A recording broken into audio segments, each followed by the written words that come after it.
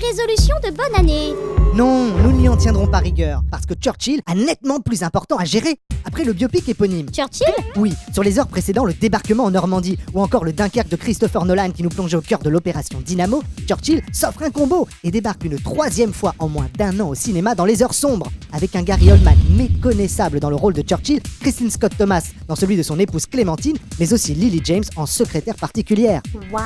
Et cette fois-ci, c'est au tour de Joe Wright, connu pour avoir réalisé Reviens-moi ou encore Orgueil et Préjugés, de s'attaquer à un biopic sur l'homme au cigare, et au whisky, et au champagne. Encore des préjugés. Non, peut-être simplement un homme de tous les excès, alright?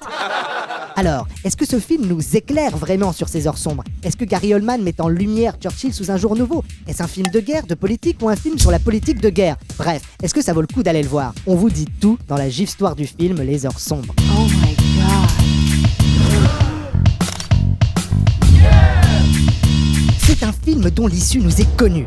C'est l'histoire de Churchill, peu aimé dans son propre camp et qui se retrouve malgré tout à la tête du gouvernement, alors même qu'il n'était pas leur premier choix. Et pourquoi? Parce qu'il est le seul à pouvoir fédérer l'ensemble des partis en ces temps difficiles. Convaincu depuis le début qu'Hitler est l'ennemi, il est favorable à la guerre, mais en proie au doute parce qu'il sait ses actions et ses discours lourds de conséquences. Cette décision pourrait bien changer le cours de l'histoire. Avec l'ensemble de l'armée britannique coincée dans la poche de Dunkerque, Churchill doit choisir entre continuer la guerre au risque de perdre l'ensemble de son armée et se faire envahir par les Allemands, ou alors négocier la paix avec Hitler et espérer les meilleurs termes pour son pays. Dans la balance, le sort de 200 000 hommes. Mais peut-être qu'une autre voie existe. Alors, est-ce que ça vaut le coup d'aller le voir?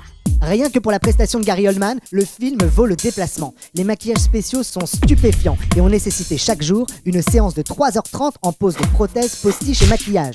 L'acteur a également dû enfiler quotidiennement un costume de petit bonhomme en mousse pour ressembler à Churchill et a même mis sa santé en péril en fumant près de 400 cigares cubains durant ses 58 jours de tournage. Bilan, intoxication à la nicotine. Il fallait également un chef de la photographie brillant pour éclairer les heures sombres. Et c'est Bruno Delbonnel, déjà connu pour son travail sur Harry Potter et le Prince de Sang-Mêlé ou le fabuleux destin d'Amélie Poulain, qui nous ambiance avec ses jeux de lumière, ses clairs obscurs et apporte un cachet vraiment particulier à ce film. Et au niveau du scénario, ça donne quoi? Dans les heures sombres, les soldats cèdent la place aux politiques et le récit se structure autour des grands discours de Churchill. Le cabinet de guerre et l'intimité du bunker deviennent le théâtre de différents complots, la chambre des communes celui d'intrigues de couloirs. Ici, c'est la guerre dans un gant de velours. Et alors que l'on s'attend à découvrir Churchill en leader féroce, inébranlable et parfaitement déterminé, le film prend le contre-pied et nous présente un Churchill assailli de doutes et emprunt aux crises de confiance, un anti-héros comme le cinéma aime à en produire. Attention toutefois à ne pas prendre ce film au pied de la lettre pour une reconstitution historique pure et dure. C'est un point de vue très britannique de l'histoire. Certaines scènes ont été inventées, on est donc dans de la fiction.